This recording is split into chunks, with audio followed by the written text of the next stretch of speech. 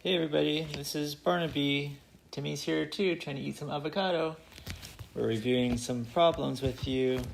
So in 60B, if you need that one, if you need 61, that's the other one in this video, you can skip ahead. Steps are moles, mole ratio, answer. So to find moles, you do the volume times the molarity. Then to use the mole ratio, you need your balanced equation.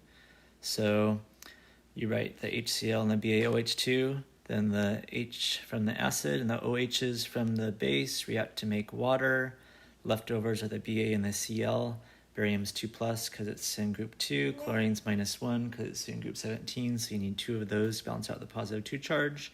Then when you balance the equation, we need to react with the 2 OHs, 2 H's, so you put a 2 right there, and 2 OHs and 2 H's react to make 2 waters, so you put a 2 right there. So then you can use your mole ratio, take your moles that we already found, mole ratio of 1/2, you get your moles of barium hydroxide. Then the answer asks for volume, so we're going to use the molarity equation. Molarity is moles of solute over liters of solution. We can rearrange by multiplying both sides by liters of solution and then dividing both sides by the molarity. So you get liters as moles of solute over molarity. That's a worthwhile thing to practice doing if that kind of algebra is hard for you. And then the good thing also to do is check and make sure units cancel out. So moles cancel out, leaving you with liters on the bottom of the bottom, which is the same as the top. So your answer is 0.0500 liters of barium hydroxide. That's a fine answer. If you want to convert it to milliliters, you get 50.0 milliliters. And then I'll move on to question 61.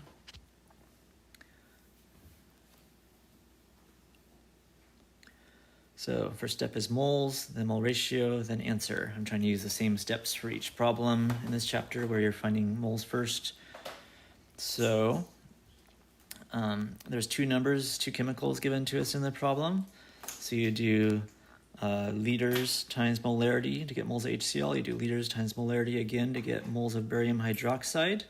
One of those will be the limiting reactant. For a mole ratio, we need a balanced chemical equation. It's the same as in problem 60 that we just reviewed.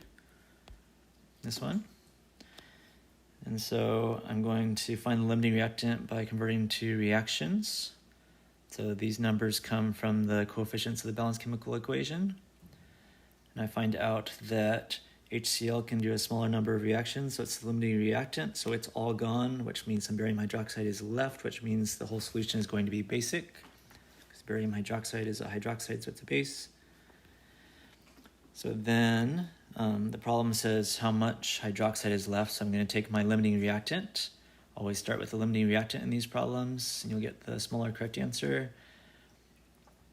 Use my mole ratio to convert to barium hydroxide because that has hydroxide in it. That's how much is used. To find how much is left, subtract from the starting amount.